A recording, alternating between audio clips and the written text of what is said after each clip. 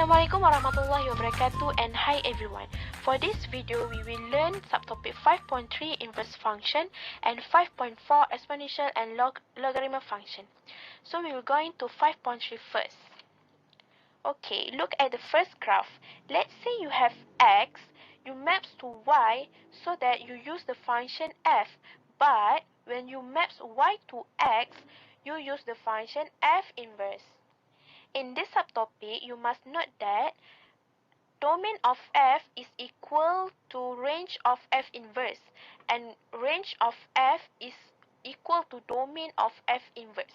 That means if you find the domain of f, you also find the range of f inverse. And when you find the domain of f inverse, you also find the range of f.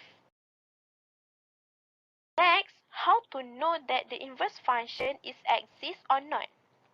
An inverse function exists only if the function is one-to-one function and onto function. We have two methods to test whether a function is one-to-one function or not. First method is algebraic approach, and second method is horizontal line test. Okay, we will go into algebraic approach first. Let x1, x2 to any real number. Then we substitute x1 into our function, x2 into our function, and we must deduce that x1 is equal to x2 so that it is one-to-one function and it is exists. But when you get x1 does not equal to x2, that means it is not one-to-one function and it does not exist, okay? So now we will go into next method, which is horizontal line test. Okay, horizontal line test must intercept the graph of given function once so that it is one-to-one function. Okay, for example, look at the first picture.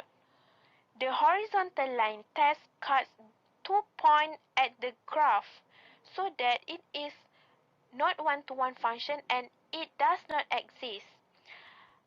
But look at second picture, the horizontal line test cuts only at 1 point at the graph so that it is one-to-one function and it is exists. From me in inverse function, now we will go into subtopic 5.4 exponential and log function. In this subtopic, we will learn how to sketch the graph. So we have three main steps to sketch the graph. We must know that Q, I, A, okay? First step is Q. Q for quadrant. For exponential and log function, they have 4 quadrant, which is quadrant 1 when x is positive, y is positive. For quadrant 2, x is negative, y is positive. For quadrant 3, x is negative, y is negative. And for the quadrant 4, the x is positive and the y is negative. So after we know the quadrant, second step, we must find the intercept. For exponential function, we must find y-intercept, which is we must substitute x equal to 0. But for log function, we must find the x-intercept. So we must substitute y equal to 0 to get the x-intercept. Third step is asymptote. For exponential function, we must find y-asymptote, and for log function, we must find x-asymptote. But for exponential function, we have next step, which is we must find the x-intercept, but if needed only. So that is the general formula for exponential function and log function. So the general formula is to find the sign of x, sign of y, and we will find y asymptote and x asymptote from the general formula. That's all from me.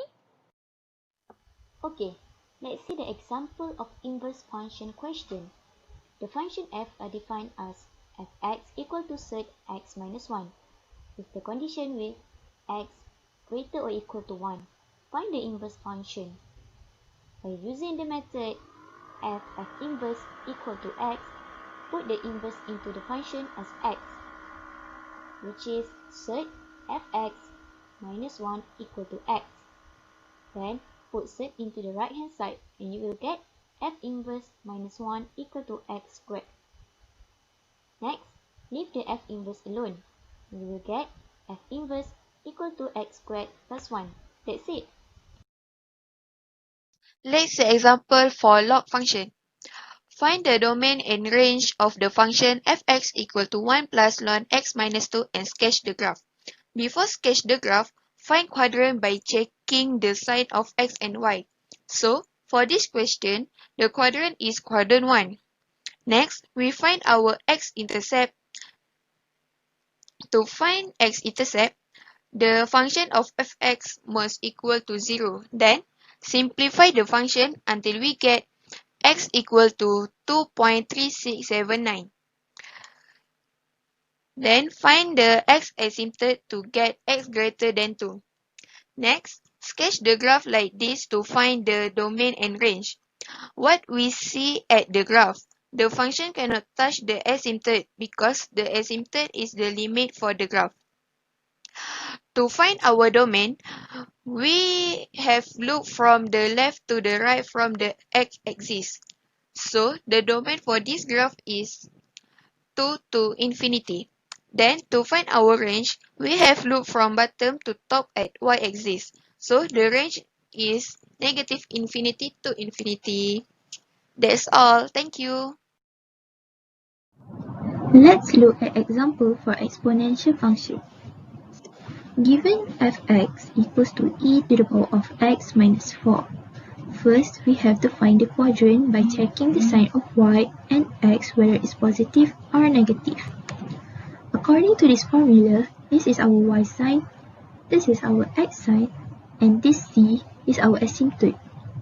As we can see in the function given, both of our y and x sign are positive, so it's quadrant 1. Next, we have to find our y-intercept. We put 0 into x and we got negative 3 for our y-intercept. For our asymptote is equal to negative 4, where we took it from the function given. Next, we will draw our graph. Our graph will look like this. We will draw our graph from quadrant 1, crosses the y-axis at negative 3. Since our asymptote is negative 4, our graph cannot touch the asymptote because asymptote is a limit for the graph. Since the graph crosses the x-axis, we have to find the x-intercept. So, we take back the function given e to the power of x minus 4 equals to 0, we get x equals to ln 4. So, our x-intercept is ln 4. To find our domain, we must look from the left to the right of our x-axis. So, our domain is negative infinity to infinity. For our range, we must look from the bottom to the top of our y-axis. So, our range is negative 4 to infinity.